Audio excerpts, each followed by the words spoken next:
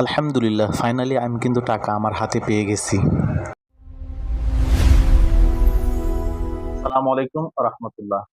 তো গতকাল আমি দেখাইছিলাম যে আমার অ্যাকাউন্ট থেকে কিছু টাকা উইথড্র দিতে। তো আজকে সেই টাকাটা আমি এটিএম বুথ থেকে উঠাই নিয়ে আসবো। আমরা কিন্তু অলরেডি এটিএম বুথের কাছে চলে আসছি। সো এখান থেকেই টাকাটা উইথড্র করব। তো চলুন ভেতরে যাই। এই ফাঁকে আমি আপনাদের সঙ্গে একটা বিষয় শেয়ার করি, সেটা হচ্ছে যে আমরা অনেকেই চাই যে একটা কিছু শুরু করব, বাট অনেক প্ল্যান প্রোগ্রাম করি, বাট শুরু করার সময় যে আমরা থেমে যাই। সো এই কাজটা করবেন না, আপনি অবশ্যই প্ল্যান করে রুট ম্যাপ করে একটা বিজনেস শুরু করবেন। আল্লাহর রহমতে সেখান থেকে ভালো কিছু আসবেই।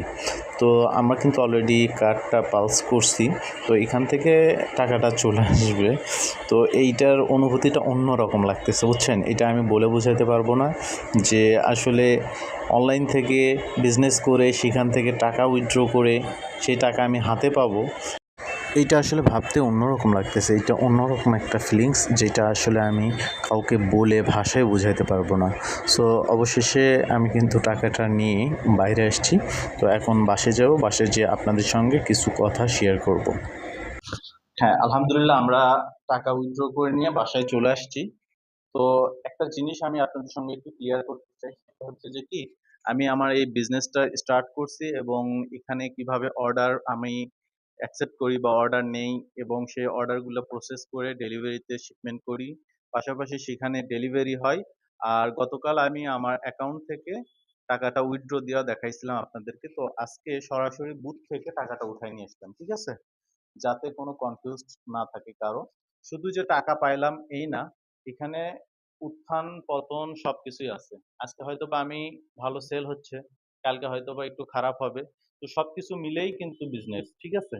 তো বর্তমান বাংলাদেশের প্রাকৃতিক অবস্থা খুবই খারাপ, কারণ টানা কয়েকদিন থেকে বৃষ্টিতে দেশের বিভিন্ন অঞ্চল বন্যায় প্লাবিত হচ্ছে। তো অনেক মানুষ ক্ষতিগ্রস্ত হয়েছে, অনেক রাস্তাঘাট ভেঙে গেছে। তো আমরা সকলেই সকলের জন্য দোয়া করব। বিশেষ করে যারা অনলাইনে বিজনেস করে তাদের জন্য এই সময়টা খুবই খারাপ। আর হচ্ছে যে যাদের রাস্তাঘাট ভেঙে গেছে, বাড়িঘর ভেঙে গেছে, তাদের অবস্থা তো আরো করুন। তো আল্লাহ তাআলার কাছে দোয়া করব যাতে সকলেই মুক্তি পায় এবং আল্লাহ তাআলা যাতে আমাদেরকে এই গজব থেকে নাজাত দান করে। সবাই ভালো থাকবেন, সুস্থ থাকবেন। আসসালামু আলাইকুম।